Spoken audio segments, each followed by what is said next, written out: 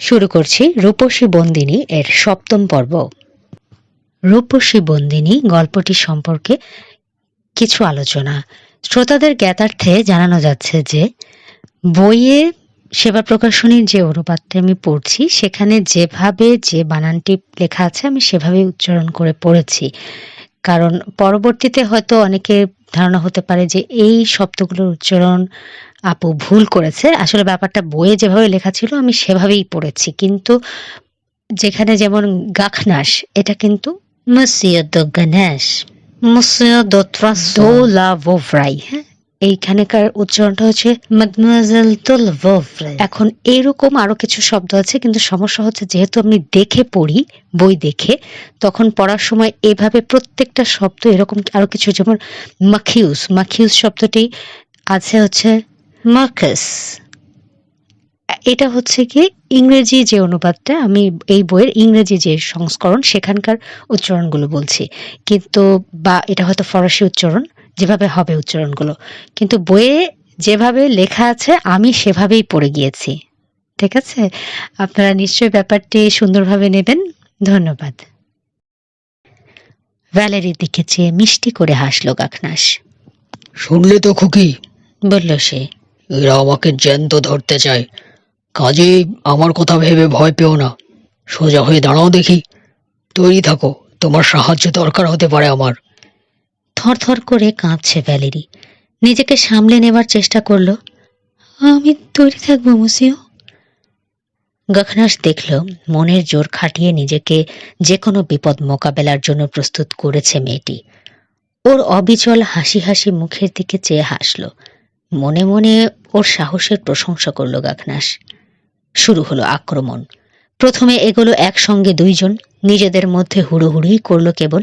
গাখনাসের তলোয়ারের সামনে টিকতে না পেরে পিছিয়ে গেল। এবার মাখিজ হুকুম দিলেন একজন একজন করে ঢুকতে। চেষ্টা করে দেখল একজন, ব্যারিকেডের উপর দিয়ে সাঁই সাঁই তলোয়ার চালিয়ে ভাগিয়ে দিল তাকে গাখনাস। এবার ফরচুনিও একজনকে সঙ্গে নিয়ে সেই একই বুদ্ধি দ্বিতীয়বার খাটিয়ে দেখতে এলো। এই কৌশল করে একজন লোক হারিয়েছে সে, তবে এবার অবস্থা একটু ভিন্ন। এই লোক হাঁটু গেড়ে বসে টেবিলের তলায় রাখা চেয়ারের ফাঁক দিয়ে আক্রমণ চালালো গাখনাসের পা লক্ষ্য করে। একই সঙ্গে টেবিলের উপরে রাখা একটা চেয়ারের হাতল ধরে তলোয়ার চালালো ফরচুনিও শরীরের উপরের অংশ লক্ষ্য করে। চেয়ারটাকে ঢাল হিসেবে ব্যবহার করছে সে। এই দ্বিমুখী আক্রমণে পিছাতে বাধ্য হলো গাখনাস। দেখলো এখন সুবিধার চেয়ে টেবিলটা অসুবিধাই বেশি করছে। চট করে হাঁটু গেড়ে বসে তলের লোকটাকে তলোয়ারের খোঁচা দেওয়ার চেষ্টা করলো ও, কিন্তু দেখলো নিজের তৈরি বাধা ওকেই বাধা দিচ্ছে বেশি। সুযোগ বুঝে টেবিলের উপর থেকে চেয়ারটা তুলে নিয়ে ছুঁড়ে মারল ফরচুনিও গাখনাসের দিকে। একটা পায়া ওর তলোয়ার ধরার ডান বাহুতে লেগে মুহূর্তের জন্য অবশ করে দিল হাতটা। হাত থেকে তলোয়ারটা মেঝের উপর খসে পড়তে দেখে লড়াই শেষ মনে করে ভয়ে চেঁচিয়ে উঠল ভ্যালেরি, কিন্তু পরের মুহূর্তেই তলোয়ার তুলে নিয়ে উঠে দাঁড়ালো গাখনাস। সামান্য একটু অবশ ভাব পরোয়া করল না। কয়েক মুহূর্তের মধ্যেই অবশ্য অসারতা কেটে গেল, কিন্তু কয়েক সেকেন্ডের সময় কাজে লাগালো ফরচুনিও। ধাক্কা দিয়ে সরিয়ে দিচ্ছে টেবিলটা দরজার সামনে থেকে। ওকে বাধা দিতে পারছে না গাখনাস নিচের লোকটার জন্য। সমানে তলোয়ার দিয়ে খুঁজিয়ে চলেছে সে ওকে লক্ষ্য করে। একটা গায়ে দেবার ভারী চাদর মাদমোয়াজেল, চেঁচিয়ে উঠল গাখনাস। তোমার একটা চাদর এনে দাও তো আমাকে, লক্ষ্মী মেয়ে। আতঙ্ক চেপে রেখে এক দৌড়ে শোবার ঘরে চলে গেল ভ্যালেরি। খাটের পাশে রাখা চেয়ারের উপর থেকে ছোঁ মেরে একটা চাদর তুলে নিয়ে এলো। বাম বাহুতে 2 প্যাঁচ দিল গাখনাস ওটা, বাকি অংশ ঝুলছে হাতের দুপাশে। এবার আবার এগোলো ও। ওকে এগোতে দেখে টেবিলের নিচের ভদ্রলোক আবার খোঁচা দেবার ভঙ্গি করল। সঙ্গে সঙ্গে বাম হাতের ঝপটায় চাদরের ঝুলন্ত অংশ দিয়ে পেঁচিয়ে ধরল ও লোকটার তলোয়ার। এবার সেঁটে গেল ওর টেবিলের কিনারায়। ওর লম্বা হাতে ধরা তলোয়ারের বিদ্যুৎ গতি ভড়কে দিল ফরচুনিওকে। লাফিয়ে সরে গেল সে দূরে। এক ধাক্কায় টেবিলটা আবার সাঁটিয়ে দিল গাখনাস দরজার চৌকাঠের সঙ্গে। নিচের লোকটা ইতিমধ্যে চাদরের ভাঁজ থেকে তলোয়ার বের করে আবার সেটা ব্যবহারের জোগাড় করছে। সেইটাই তার কাল হলো। আবার চাদরে জড়ালো ওকে গাখনাস। তারপর সামনে থেকে চেয়ারটাকে লাথি মেরে সরিয়ে সামান্য নিচু হয়ে অন্ধের মতো চালালো তলোয়ার। ওটা যে জায়গা মতো পৌঁছেছে অনুভবেই টের পেল ও। নরম মাংসে প্রবেশ করেছে ওর তীক্ষ্ণ ধার তলোয়ার। আর্তচিৎকার ও কলকল আওয়াজ শুনে মনে হলো নিচ থেকে আর বিরক্ত করবে না কেউ তাকে। কিন্তু স্বস্তি পাওয়ার উপায় নেই। চেঁচিয়ে সাবধান করছে ভ্যালেরি ওকে। চমকে সামনে তাকালো গাখনাস। কয়েকজন মিলে ঠেলে টেবিলটা নিয়ে এসেছে ওর গায়ের কাছে। সরে যাওয়ার সময় পেল না ও। বাম কাঁধে জোর ধাক্কা খেয়ে ছিটকে গজ খানিক পিছিয়ে গিয়ে মেঝেতে পড়ল। সামলে নিয়ে উঠে দাঁড়িয়ে কি হলো বুঝে ওঠার আগেই দেখা গেল টেবিলটা সরিয়ে নিয়ে দল বল সহ ঘরে ঢুকছে ফরচুনিও। সবাই একসঙ্গে ঝাঁপিয়ে পড়ল গাখনাসের ওপর। বিজয়ের উল্লাসে চিৎকার করছে ওরা, বিদ্রুপ করছে ওকে। মুহূর্তে আত্মরক্ষার ভঙ্গি নিল ও। পিছিয়ে ঘরের কোণে ওক কাঠের প্যানেলের পিঠ ঠেকালো। এখানে অন্তত পিছন থেকে আক্রমণের ভয় নেই। 3টে তলোয়ারের সঙ্গে লড়ছে ও একা। কাটা গাল নিয়ে ফরচুনিও মাখিসের সঙ্গে দাঁড়িয়ে রয়েছে দরজার কাছে। দেখছে কিভাবে পতন হয় দুর্ধর্ষ লোকটার। ওদের পেছনে দাঁড়িয়ে ভয়ে কাঁপছেন লর্ড ত্রেসো। এবার আর রক্ষা নেই, ভাবল গাখনাস। এক্ষুনি হোক বা একটু পরে মারা তাকে পড়তেই হবে। এই অবস্থাতেও ওর প্রথম চিন্তা হলো ভ্যালেরি। ওকে তো এই নৃশংস হত্যাকাণ্ড দেখতে দেয়া যায় না। তোমার শোবার ঘরে চলে যাও তো খুকি, বলল ও। দরজা লাগিয়ে দাও ভেতর থেকে। ওর কথা মতোই কাজ করলো ভ্যালেরি, তবে অর্ধেকটা। বেডরুমের দরজা পর্যন্ত সে গেল ঠিকই, কিন্তু ওখানে দাঁড়িয়ে দেখছে গাখনাসের প্রাণপণ লড়াই। হঠাৎ ওর মনে হলো হয়তো ওর ঘরে এলে সুবিধে পাবে গাখনাস, ঠিক যেমন গার্ডরুম থেকে ওর অ্যান্টিরুমে এসে পেয়েছিল। চেঁচিয়ে উঠল সে, আপনিও ভেতরে চলে আসুন মসিও গাখনাস, ভেতরে। মাখিস তাকালেন ওর দিকে, ঠোঁটে বিদ্রুপের হাসি। তিনি জানেন দেয়াল থেকে পিঠ সরালেই শেষ হয়ে যাবে গাখনাস। ওর মৃত্যু এখন সময়ের ব্যাপার। গাখনাস অবশ্য এক্ষুনি মরার কথা ভাবছে না। হাতে জড়ানো চাদরটা দারুণ কাজ দিচ্ছে এই মুহূর্তে। বাম হাতের ঝাঁকিতে ঝুলন্ত চাদর দিয়ে অন্ধ করে দিল ও সামনের শত্রুকে। পর মুহূর্তে ওর পাকস্থলী লক্ষ্য করে চালালো তলোয়ার। ঠিক তারপরেই চাদরটা জড়িয়ে ধরল সুযোগ বুঝে এগিয়ে আসা আরেকজনের তলোয়ার। পর মুহূর্তে নিজেরটা সেঁধিয়ে দিল তার বুকে। অভিসম্পদ দিলেন মাদাম, গালি দিল ফরচুনিও। হাঁ হয়ে গেছেন সেনিশাল। প্যারিস থেকে আসা লোকটার আশ্চর্য সাহস ও দক্ষতা দেখে বিস্ময়ে অভিভূত হয়ে গেছেন তিনি। আরও লোক এগোচ্ছে তলোয়ার উঁচিয়ে। দেয়াল থেকে সরে মাদমোয়াজেলের দিকে পিঠ দিল এবার গাখনাস। ভ্যালেরির কথা মতো ওর ঘরের দিকে পিছাবে বলে স্থির করেছে। এই প্রথমবারের মতো ওর মনে হলো অযথা নরহত্যা করতে হচ্ছে ওকে। আর হয়তো 2-4 জনকে ঘায়েল করতে পারবে ও। তারপর ওর নিজেরই পালা। হাত দুটো ভারী হয়ে আসছে ক্লান্তিতে। জিভ শুকিয়ে কাঠ দরদর করে ঘামছে অবিরত। আর বেশিক্ষণ টিকতে পারবে না ও। এতক্ষণ কেবল লড়াই নিয়েই মাথা ঘামাচ্ছিল ও। তখনই কেবল পিছাবে যখন পিছালে কোনো সুবিধাজনক সুযোগ বের করা যায়। এখন শরীরটা যখন অসাড় হয়ে আসছে, পালানোর চিন্তাও এলো ওর মনে। ভাবছে কোনো উপায় কি সত্যিই নেই? উদ্ধার পেতে হলে কন্দিয়াকের প্রতিটা রক্ষীকে খুন করতেই হবে কেন ওর? অবশিষ্ট 10-12 জন রক্ষীকে ডিঙিয়ে কি করে পেছনের গেটে পৌঁছে দুর্গ থেকে ছুটে বেরিয়ে যাওয়া যায় মাথায় এলো না ওর। ভ্যালেরির দিকে পেছন ফিরে লড়াই করছে ও এখন। হঠাৎ ওর চোখ পড়ল উল্টো দিকের দেয়ালে কাঁচের লম্বা জানালার ওপাশে ভাঙাচোরা বাঁকা চাঁদটার উপর। সঙ্গে সঙ্গে একটা সম্ভাবনা উঁকিয়ে দিল ওর মনে। এই জানালা দিয়ে পালানো যায় না। ওখান থেকে 50 ফুট নিচে দুর্গের পরিখা ও জানে। জানালা দিয়ে লাফিয়ে পড়লে বাঁচার সম্ভাবনা কমই, কিন্তু এখানে দাঁড়িয়ে শক্তি শেষ না হওয়া পর্যন্ত লড়াই করলে মৃত্যু অবধারিত। মুহূর্তে সিদ্ধান্ত নিয়ে ফেলল গাখনাস, ওই জানালা দিয়েই প্রাণ বাঁচানোর চেষ্টা করবে। জানালাটা পেরেক মেরে আটকে দেয়া হয়েছে, জানেও। ভ্যালেরির মিছে মিছে পালাবার প্রচেষ্টার পরদিন ওই সাহায্য করেছে ওটা আটকাবার কাজে। সেজন্যই জানে ওটা তেমন বড় কোনো বাধা নয়। সিদ্ধান্ত হয়ে যাওয়ার পর মুহূর্তে ওর রণকৌশল সম্পূর্ণ বদলে গেল। এতক্ষণ ওর চেষ্টা ছিল দীর্ঘ লড়াইয়ের জন্য শক্তি সঞ্চয় করে রাখা, আত্মরক্ষার জন্য ঠিক যতটুকু দেওয়া দরকার, বেশি কিছু না করা। হঠাৎ করেই ভয়ঙ্কর আক্রমণাত্মক হয়ে উঠল ওর গতিবিধি। বাম হাত থেকে চাদরের প্যাঁচ খুলে ছুঁড়ে দিল ওটা একজনের মাথার ওপর। চাদরের নিচে ঢাকা পড়ে যাওয়ায় কিচ্ছু দেখতে পাচ্ছে না সে আর। এবার লাফিয়ে একপাশে সরে লোকটার গোড়ালির একটু উপরে প্রচণ্ড এক লাথি হাঁকালো। মেঝের উপর থেকে পা সরে যেতেই দড়াম করে আছাড় খেল লোকটা। হাত থেকে ছিটকে চলে গেল তলোয়ারটা একদিকে। এবার নিচু হয়ে ঝুঁকে দ্বিতীয় লোকটার প্রতিরক্ষার নিচ দিয়ে আড়াআড়ি ভাবে তলোয়ার চালিয়ে তার উরুর মাংস 3 ইঞ্চি গভীর ফাঁক তৈরি করে দিল গাখনাস। চিৎকার দিয়ে উঠে এক পায়ে লাফিয়ে সরে গেল লোকটা গাখনাসের তলোয়ারের আওতার বাইরে। চাদরের নিচে ছটফট করছে আছাড় খাওয়া লোকটা। ভেলভেট ভেদ করে ঢুকলো গাখনাসের তলোয়ার। পর মুহূর্তে বেরিয়ে এলো, অন্যদের জন্য তৈরি। কয়েক সেকেন্ডের জন্য চাদরের নিচে নড়াচড়া বেড়ে গেল, তারপর স্থির হয়ে গেল শরীরটা। মাথা থেকে পা পর্যন্ত ঘেমে নিয়ে উঠেছেন ত্রেসো। সামনের দৃশ্য দেখে আতঙ্কে ঠিকরে বেরিয়ে আসতে চাইছেন তার দু চোখ। বিধবার মুখ দিয়ে এখন অনর্গল বেরুচ্ছে গার্ড রুমের অশ্লীল গালিগালাজ। চিৎকার করে আরো লোক ডাকছেন তিনি।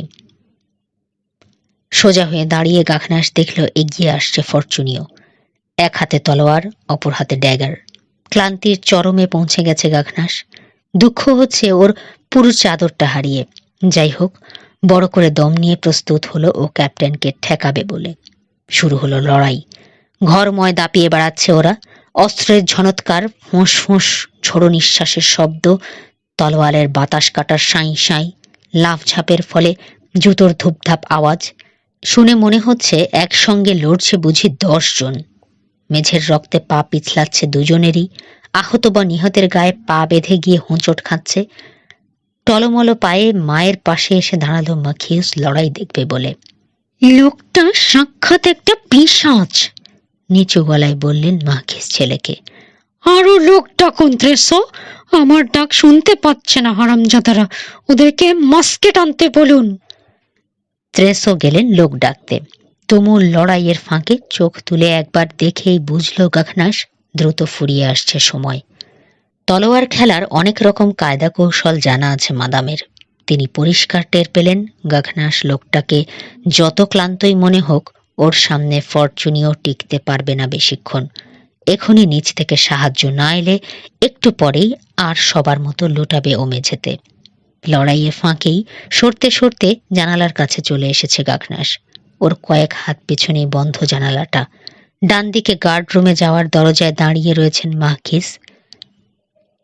সামনে তাকিয়ে দেখল চৌখাট দাঁড়িয়ে ওর দিকে চেয়ে রয়েছে ভ্যালেরি।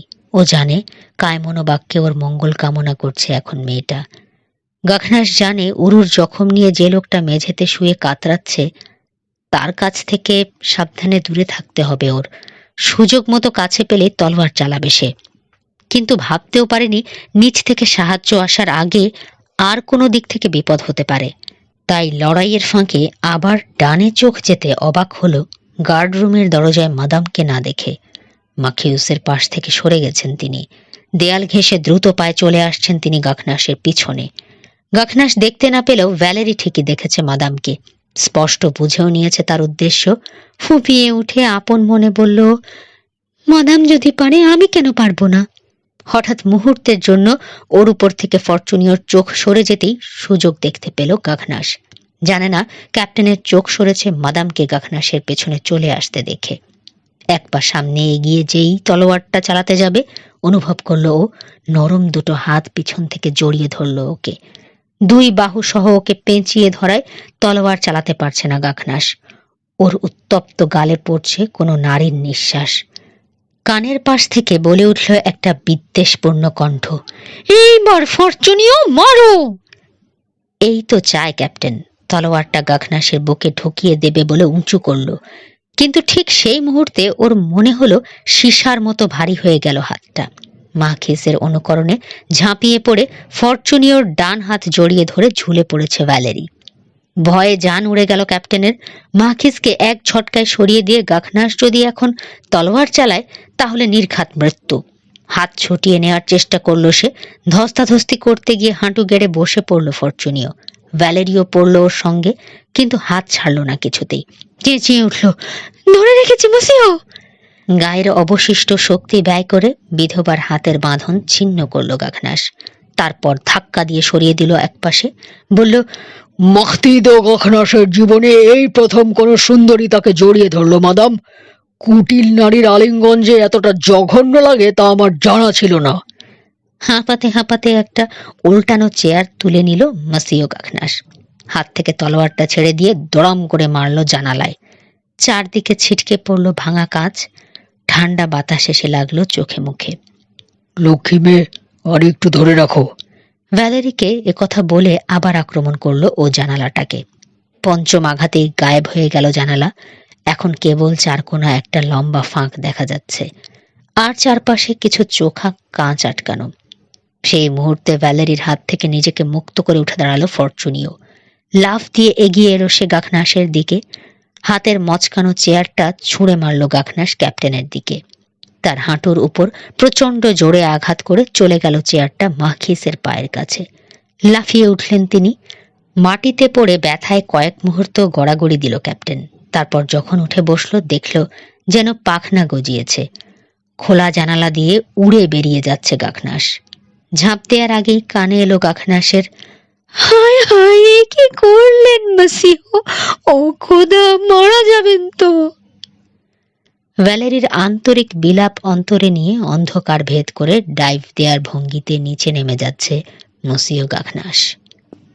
মাখিস ও ফরচুনিও একই সঙ্গে পৌঁছল জানালার ধারে। 50 ফুট নিচ থেকে অস্পষ্ট একটা ঝপাস শব্দ শুনতে পেল দুজনেই। বাঁকা চাঁদটা ঢাকা পড়েছে ছোট একটা মেঘে। অনেক চেষ্টা করেও নিকষ কালো অন্ধকার ছাড়া কিছুই দেখতে পেল না ওরা নিচে।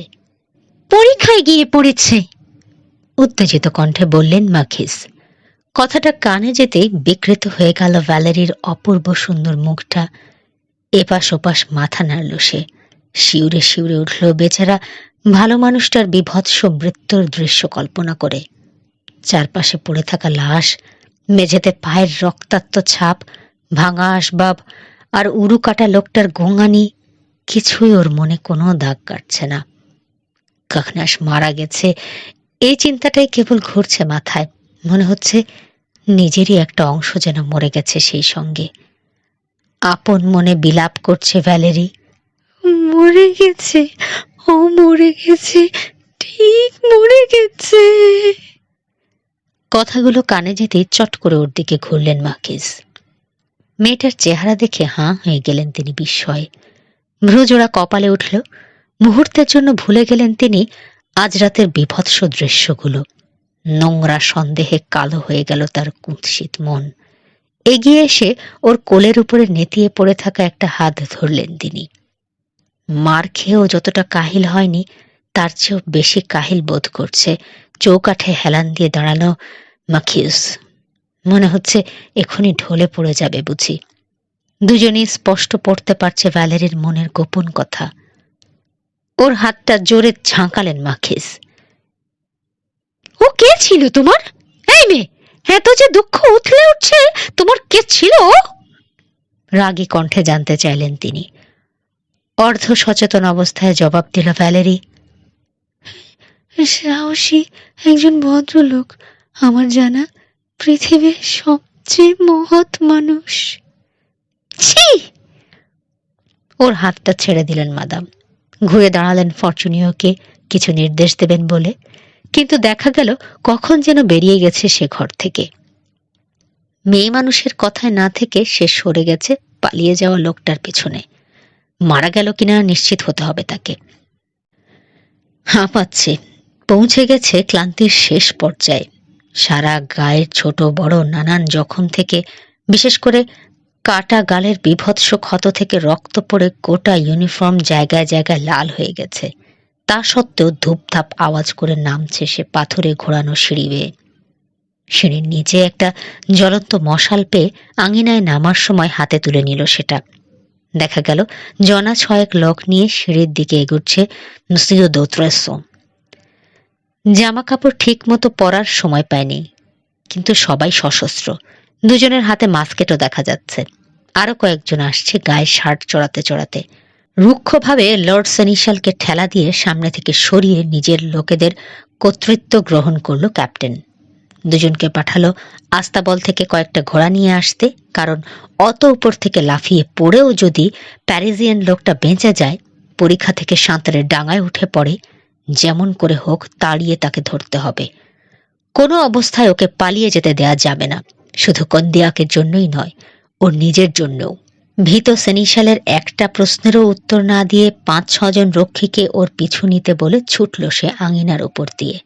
রান্নাঘরের ভেতর দিয়ে শর্টকাটে পৌঁছে গেল বাইরের প্রাঙ্গণে, তারপর সেখান থেকে ড্রব্রিজের উপর। ব্রিজের মাঝামাঝি গিয়ে চেঁচিয়ে আরো কয়েকটা মশাল জেলে নিয়ে আসার নির্দেশ দিল সে তার লোকেদের। ক্যাপ্টেনের ব্যস্ততা দেখে সবাই বুঝে নিয়েছে ব্যাপারটা কতখানি জরুরি।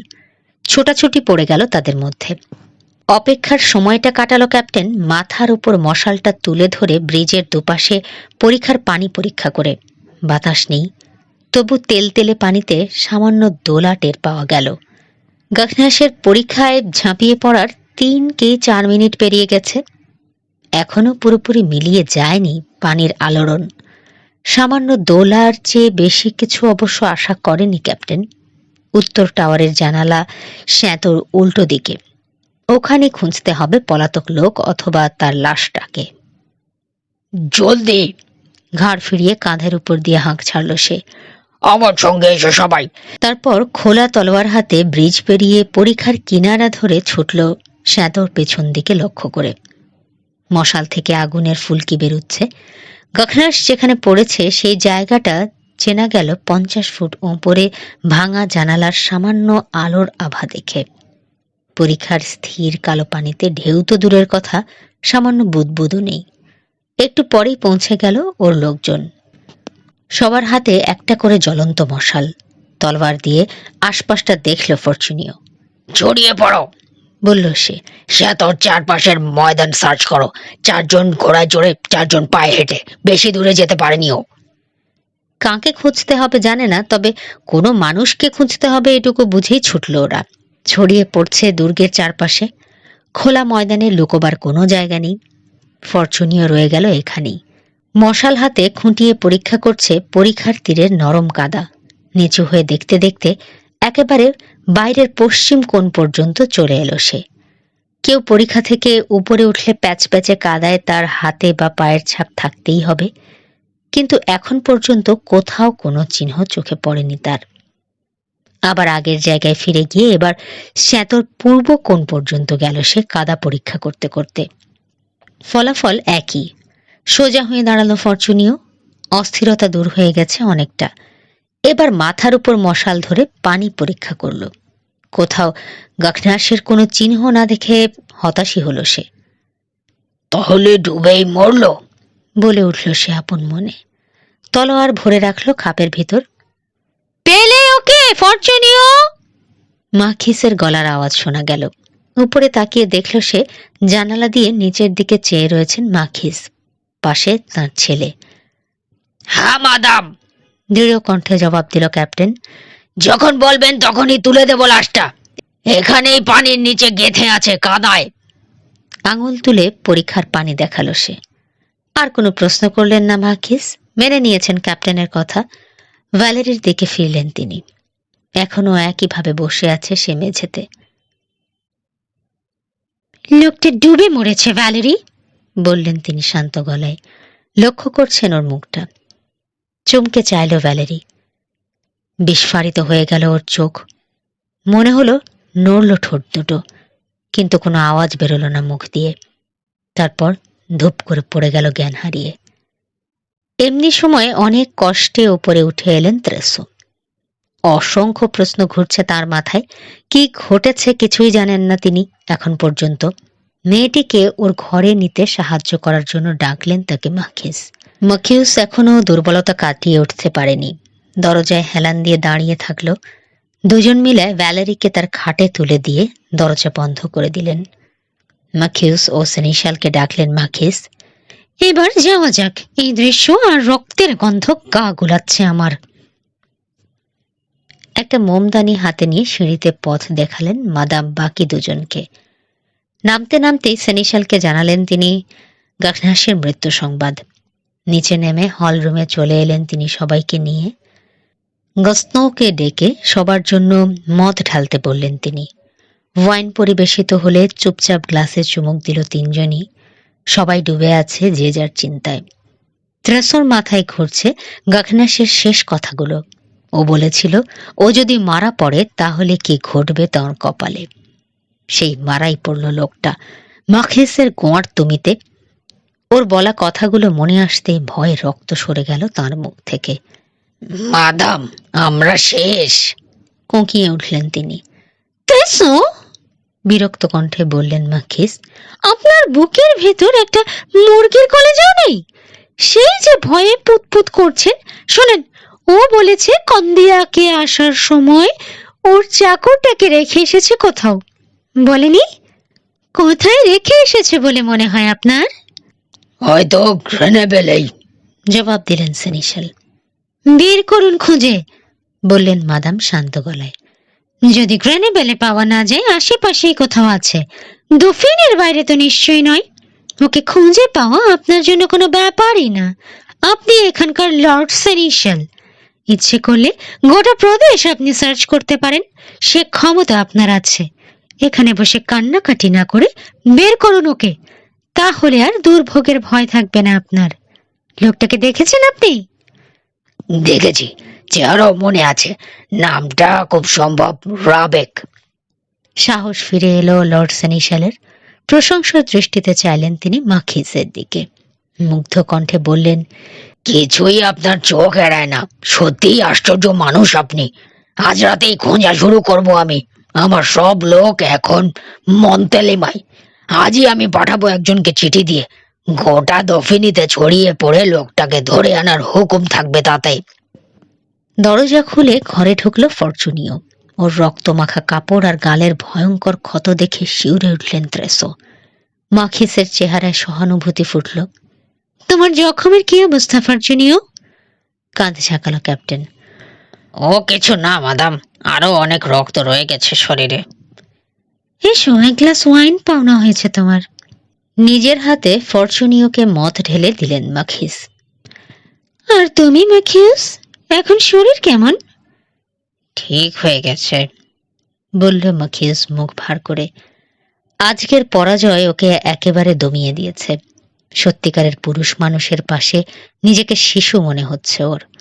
আত্মসম্মানে চোট লেগেছে। বুঝতে পারছে আজকের ঘটনায় ওর নিজের ভূমিকা ছিল অতি নগণ্য। গর্ব করার মতো কিছু নয়। লড়াইয়ে কোনো ভূমিকা রাখতে না পেরে খারাপ লাগছে। দুর্দান্ত ফাইট দিয়েছে ভদ্রলোক, কসম খোদার, বলল ক্যাপ্টেন ফরচুনিও। এমন মারকুটে লোক জীবনে দেখেনি। সত্যিকার একজন যোদ্ধা বটে ওই মসিয় দোগাখনাস। ডুবে মরা ওর জন্য একদম বেমানান লাগছে আমার কাছে। মনে হচ্ছে অসম্মান হলো মানুষটার। তুমি শিওর তো সত্যিই ডুবে মরেছে? কি করে নিশ্চিত হলো ব্যাখ্যা করে বলল ক্যাপ্টেন। শুনে নিশ্চিন্ত হলো উপস্থিত সবাই। মাখিস অবশ্য আগেই বুঝে নিয়েছেন ওখান থেকে পড়ে কারো বেঁচে যাওয়া সম্ভব নয়। মাখিউসের দিকে চাইলেন তিনি, তারপর ক্যাপ্টেনের দিকে। কি মনে করো, জিজ্ঞেস করলেন তিনি, কালকের কাজটা করতে পারবে? এক একজনের শরীরের যা অবস্থা। আমার কথা বলতে পারি, হেসে উঠল ফরচুনিও। এখনই তৈরি আছি আমি। রাতটা বিশ্রাম পেলে আমিও তৈরি হয়ে যাব, মুখ কালো করে বলল মাখিউস। বেশ, তোমরা তাহলে এবার বিশ্রাম নাও গে, বললেন মাখিস। হাতে সময় বেশি নেই। আমিও উঠবো মাদাম, বলে উঠে দাঁড়ালেন সেনিশাল। মাখিসের বাড়ানো হাতের উপর ঝুঁকে চুমু দিলেন। সবাইকে গুড নাইট। মাদামকে আর একবার বাউ করে ঠিক যেন গড়িয়ে বেরিয়ে গেলেন হলরুম থেকে। 5 মিনিট পর সেনিশাল বেরিয়ে যেতে ড্রব্রিজ তুলে ফেলা হলো। নিষ্ফল সার্চ থেকে ফিরে আসা রক্ষীদের ফরচুনিও পাঠালো উত্তর টাওয়ারের গার্ড রুম ও অ্যান্টি চেম্বার সাফসুতরো করার জন্য। মৃতদেহগুলো গির্জার চ্যাপেলে নিয়ে রাখার নির্দেশ দিয়ে বিশ্রাম নিতে চলে গেল। আর অল্প কিছুক্ষণের মধ্যেই কন্দিয়াকে নিভে গেল সব বাতি। কেবল আর্সেনিও রইল রাতের ডিউটিতে। দুশ্চিন্তায় ছেয়ে গেছে ওর মনটা। কি হলো ভালো মানুষ বাতিস্তার যে ক্ষেপে উঠে এত লোক খুন করে নিজেও আত্মহত্যা করলো? ও নিজেও তো খুন হয়ে গেছে। হাওয়ায় মিলিয়ে গেছে ওর 50 পিস্তলের চাকরিটা। আর্সেনিওর বুটের আওয়াজ ছাড়া নিস্তব্ধ হয়ে গেল শ্যাত। ঘুমে ঢলে পড়ল কন্দিয়াক। শান্তি। গাকনাসের মৃত্যু সম্পর্কে পুরোপুরি নিশ্চিত না হলে ওই রাতে নিশ্চিন্তে ঘুমোতে পারত না কন্দিয়াকের কেউ। ভালো করে খুঁটিয়ে দেখে বিচক্ষণতার সঙ্গেই সিদ্ধান্ত নিয়েছে ফরচুনিও। তারপরেও বলতেই হবে, একটু তাড়াহুড়ো করে ফেলেছে ও। প্যারিজিয়ান লোকটা যে পরীক্ষার কোনো পার বেয়ে কাদা মারিয়ে উপরে ওঠেনি, এই সিদ্ধান্তে সামান্যতম ভুল নেই। তবে এর ফলে যে সে ধরে নিল পানির নিচে মরে পড়ে আছে লোকটা, এখানেই মস্ত একটা ফাঁকি রয়ে গেছে। এক লাফে চির আনন্দের দেশে মানে পরপারে চলে যাওয়ার মানসিক প্রস্তুতি নিয়েই জানালা দিয়ে ঝাঁপ দিয়েছিল গাখনাস। কিন্তু ওর কপালে রয়েছে দুঃখ, তাই শূন্যে আড়াই পাক্ষে পা নিচের দিকে করে পড়ল গিয়ে পরীক্ষার হিম শীতল জলে। তলে পৌঁছে হাঁটু পর্যন্ত গেঁথে গেল সে কাদায়। তারপর আটকে গেল অপেক্ষাকৃত শক্ত মাটি থাকায়। এখনো জ্ঞান হারায়নি দেখে একটু অবাকই হলো ও। কেন লাফ দিয়েছে, কোথায় আছে, কিভাবে আছে? টনটনে হুঁশ হয়েছে ওর। তলে পৌঁছে হাঁটু পর্যন্ত গেঁথে গেল সে কাদায়। তারপর আটকে গেল অপেক্ষাকৃত শক্ত মাটি থাকায়।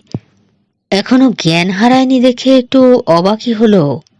কেন লাফ দিয়েছে, কোথায় আছে, কিভাবে আছে? টনটনে হুঁশ রয়েছে ওর।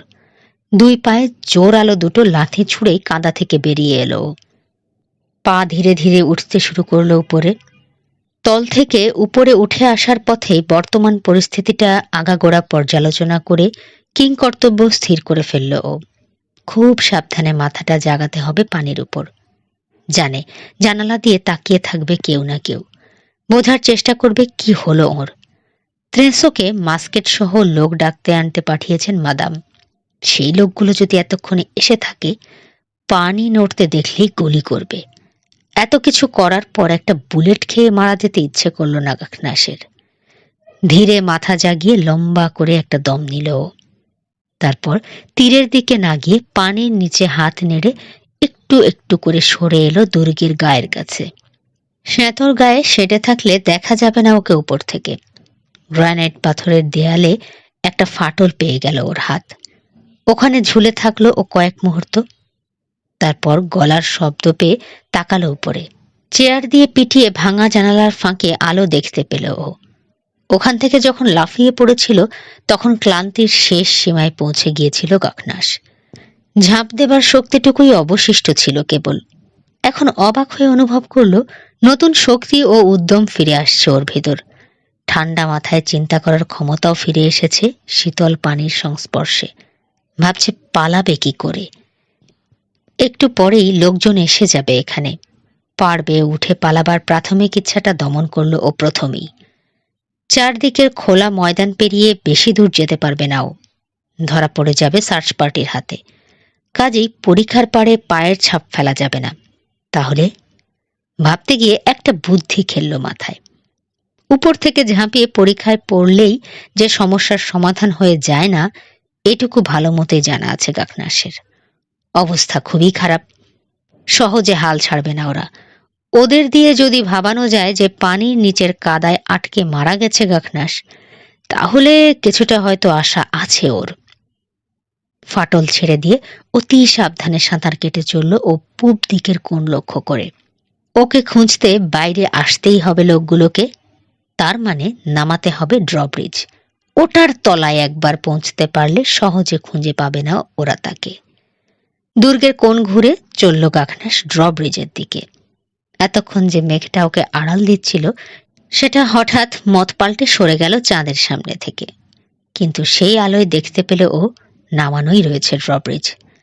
এখন কোনো মতে ওটার তলায় পৌঁছতে পারলেই হয়। পানির নিচে আরো দ্রুত হাত পা চালালো গাখনাস।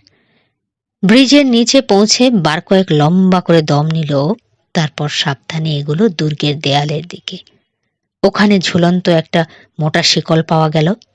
পানির নিচে নেমে এসেছে বেশ কিছু দূর। আপাতত ওটা ধরেই অপেক্ষায় থাকবে বলে ঠিক করলো ও। ওখান থেকেই বোঝা যাবে কোথায় কি ঘটছে। ড্রব্রিজের নিচের গাঢ় অন্ধকারে শিকল ধরে ঝুলন্ত অবস্থায় অপেক্ষার মুহূর্তগুলোকে অসম্ভব দীর্ঘ বলে মনে হলো গাখনাসের।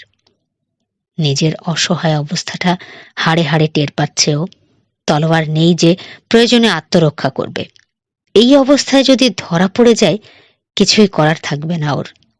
ওদের যেমন খুশি তেমন ভাবে মারবে ওকে। তাছাড়া ঘর্মাক্ত অবস্থায় যে ঠান্ডা পানির সংস্পর্শে সজীবতা ফিরে পেয়েছিল একটু আগেই, সেই পানি এখন ওর হাড় মজ্জা জমিয়ে ফেলার তাল করছে। পায়ের শব্দ কানে এলো ওর, দৌড়ে আসছে এদিকে, চিৎকার চেঁচামেচি এগিয়ে আসছে ড্রব্রিজের দিকে। আরো মশাল আনতে বলল ফরচুনিও।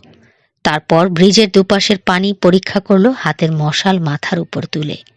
একটু পরেই পরীক্ষার কিনার ধরে একাই রওনা হয়ে গেল ক্যাপ্টেন। তার পিছু নিয়ে আরো কয়েকজন চলে গেল উত্তর টাওয়ারের দিকে।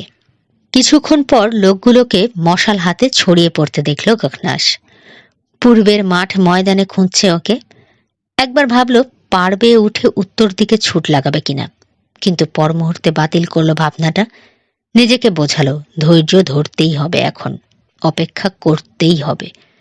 নিজেকে ভেজা, ভীরু, কম্পমান, জলমৃষিক মনে হলেও করার কিচ্ছুই নেই। অনন্তকাল অপেক্ষার পর ফিরে এলো লোকগুলো। ওর মাথার ওপর দিয়ে মার্চ করে পার হয়ে গেল ব্রিজ। ঘোড়াগুলোও ফিরে এলো খানিক পর। তারপর আবার অপেক্ষা। আরও একটা অনন্তকাল পর মাথার উপর ঘোড়ায় টানা কোচের আওয়াজ শুনে বুঝতে পারল বাড়ি ফিরে যাচ্ছেন লর্ড সেনিশাল। ধীরে ধীরে দূরে মিলিয়ে গেল ঘোড়ার খুরের শব্দ। তারপর আবার কথাবার্তার আওয়াজ শোনা গেল উপর থেকে। খোদা, এর কি শেষ নেই? গোটা শরীর অসাড় হয়ে গেছে ওর। মনে হচ্ছে পরীক্ষা পেরিয়ে ওপাশে যাওয়ার সাধ্যই নেই আর। আর তো পারা যায় না। ইচ্ছে করছে শিকলটা ছেড়ে দিয়ে টুপ করে ডুবে যায় নিচে। এমনি সময় শিকলের কটকট আর কবজার ক্যাঁচ কোঁচ শব্দ ওর কানে মধু ঢালল। তুলে নেওয়া হচ্ছে ড্রব্রিজ। খাড়া হয়ে সেঁটে গেল ব্রিজটা শ্যাতর দেয়ালের গায়ে। বাঁকা চাঁদে নরম আলো পড়ছে এখন গাগনাসের রক্তশূন্য চেহারায়। আরো কিছুক্ষণ অপেক্ষার পর শিকলটা ছেড়ে দিয়ে নিঃশব্দে পরীক্ষা পার হলো। তারপর 4 হাত পা ব্যবহার করে উঠে গেল উপরে। হামাগুড়ি দিয়ে বসে থাকলো কিছুক্ষণ। ভাবছে বেশি তাড়াহুড়ো করে ফেলেছে, আরো কিছুক্ষণ অপেক্ষা করা কি উচিত ছিল? কোথাও কোনো নড়াচড়ার লক্ষণ না দেখে উঠে পড়ল গাগনাস।